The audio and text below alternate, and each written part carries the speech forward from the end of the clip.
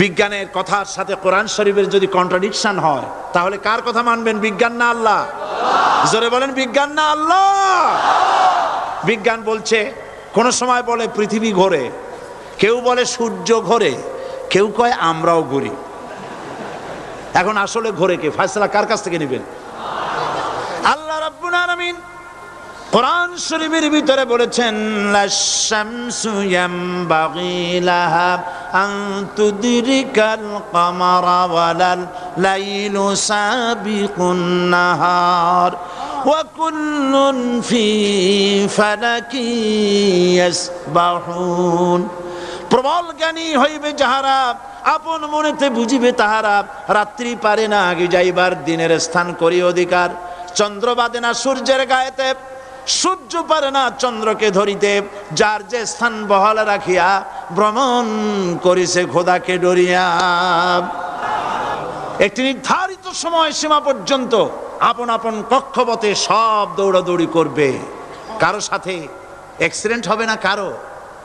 ওয়াকুল্লুন ফি ফালাকি ইয়াসবাহুন, যা আছে মহাশূন্যে সব ঘুরতেছে। কে বলে? বলেন সবাই, কে বলছে? কোন সূরা? সূরা ইয়াসিন। আবার শুনুন, আল্লাহ পাক ফয়সালা দিচ্ছেন, ঘোরে কেডা? শুধু সূর্য ঘোরে না, শুধু চন্দ্র ঘোরে না, আল্লাহ মহাশূন্যে যা রেখেছেন সব ঘুরতেছে, সবই সন্তরণশীল, সব গতিশীল। সুতরাং ফয়সালা তো আল্লাহর কাছ থেকে নিতে হবে। পৃথিবী সৃষ্টি করেছেন, মানব গোষ্ঠী সৃষ্টি করেছেন এবং মানুষের প্রয়োজন মিটিয়েছেন। এই মানুষগুলিকে কে সৃষ্টি করেছেন? মানুষ সৃষ্টির ব্যাপারেও দার্শনিকরা মানুষদেরকে বিভ্রান্ত করে। যা কলেজে বিশ্ববিদ্যালয়ে পড়ানো হয়, এই কোরআন শরীফ বিশ্ববিদ্যালয়ে পড়ানো হয়? হ্যাঁ হয়। কয়েকটা আয়াত, কয়েকটা সূরা পরীক্ষা পাস করার জন্য একটু একটু অপশনাল রেখে দেওয়া হয়েছে। বর্তমান যে শিক্ষা কমিশন, শামসুল হক শিক্ষা কমিশন রিপোর্ট মন্ত্রী পরিষদে অনুমোদন করেছে বর্তমান সরকার।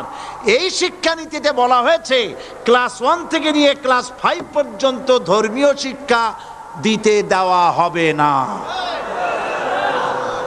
তাহলে ক্লাস 5 পর্যন্ত যদি ধর্মীয় শিক্ষা না থাকে, তাহলে ক্লাস 6-7-এ ওঠার পর আলিফ জাওরা, বাজাবর বা, আনাকুম, জানাকুম ছেলেরা পড়বে? মেয়েরা পড়বে? আসল উদ্দেশ্য হলো ইসলাম থেকে জাতিকে দূরে সরাবার জন্য ষড়যন্ত্র। এই সরকারের প্রণীত শিক্ষানীতি আমরা মানি না। আপনারা মানেন?